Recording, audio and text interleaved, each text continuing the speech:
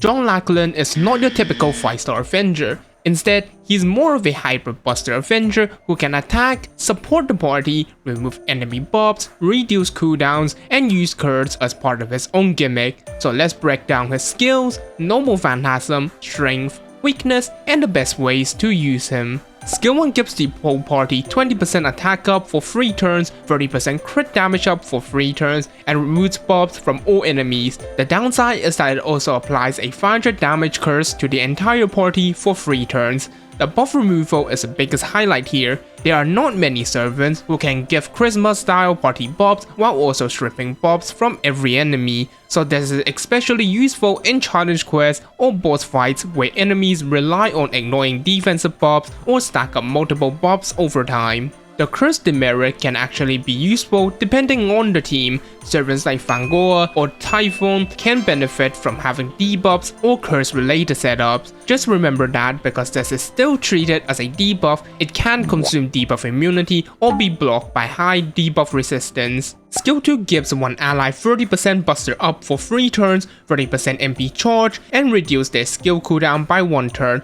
Then John applies a 500 damage curse to himself as a demerit. This can either be used on John himself to increase his own damage and help him reach his MP faster, or also be used on another DPS in multi-core farming or challenge quest setups. This separates John from the typical 5-star Avenger. Instead of only focusing on his own damage, he can also act as a secondary attacker who gives another DPS charge, buster support, and faster skill cycling. But the trade-off is obvious. If you give the skill to someone else, John's own damage drops, so depending on the fight, you have to decide whether John is the main damage dealer or the support attacker. Skill 3 gives John 30% MP charge, 20% attack up for 3 turns, 30% special attack against neutral enemies for 3 turns, and a 3-turn effect where he gains 10% crit damage buff for 3 turns before attacking. It also applies a stronger 1000 damage curse to himself. This gives him a decent amount of stack damage potential,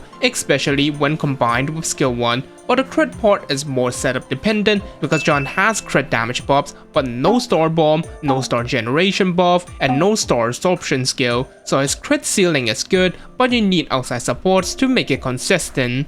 His normal phantasm is an AoE buster MP. Before damage, John gains MP damage up based on the number of king units on the field and another MP damage up based on the number of evil units on the field. Each matching unit gives him 10% MP damage up. Then he deals AoE damage, applies buster resistance down to all enemies for 3 turns based on overcharge, and gives the party curse recovery for 3 turns. The interesting part is that John himself is both king and evil, so his MP damage buff will never start from 0. Common supports and partners can also increase this number. Oberon is both king and evil, Koyanska has evil alignment, and Morgan is both king and evil. In theory, his MP damage buff can get very high if the whole field supports both traits, but in practice, that setup is not always realistic, which means his MP damage can fluctuate a lot depending on the party and field. This is why John is not always the most reliable final wave farming DPS. He has a lot of buffs, but he does not have a simple fixed anti-trait MP like some of the stronger farmers.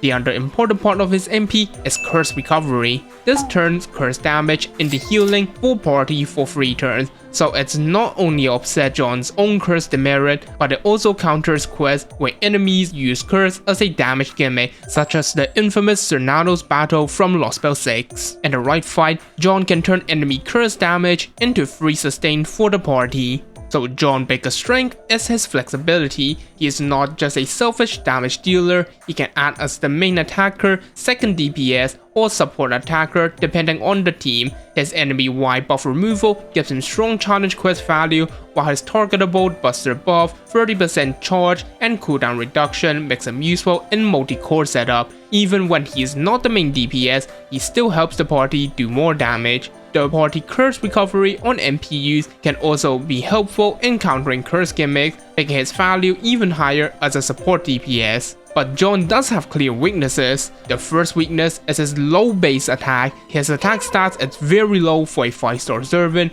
so without his buff active, his damage can feel underwhelming. His kit does compensate with a lot of modifier, but he really needs proper setup.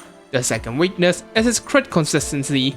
He has plenty of crit damage potential, but he does not guarantee or absorb stores by himself. Since Avengers also has low store weighting, you need teammates, CEs, or supports that can provide crit stores and store absorption. The third weakness is that his MP damage is field dependent. His King and Evil based MP damage buffs can be strong, but they depend on who is currently on the field, so they are not as straightforward as a normal anti-trait MP or fixed MP damage buff. For team comps, the standard Buster supports are still the obvious starting point. Koyanska gives him Buster support, cooldown support, and contribute to his evil MP condition. Oberon is especially useful because he boosts final damage and also contribute to John's King and Evil MP condition. Pairing John with Blackrell also helps push his MP damage much higher.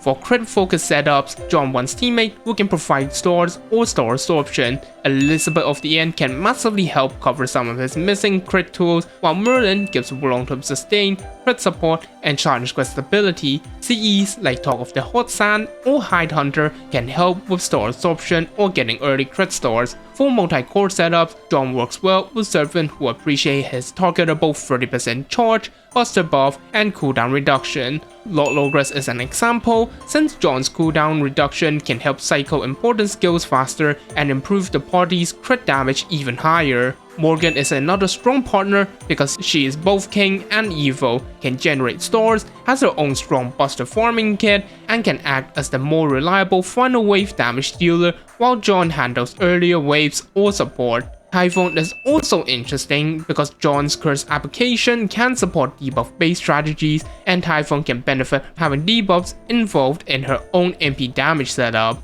Overall, John Lackland is not the high damage Avenger DPS you usually expect in FGO. Compared to servers like Space Ishtar or Nobunaga, his raw damage can feel lower, especially because his low base attack and field dependent MP buffs, but he makes up with flexibility. He brings support, MP buff removal, cooldown reduction, versatility, and enough self buffs to still function as an attacker.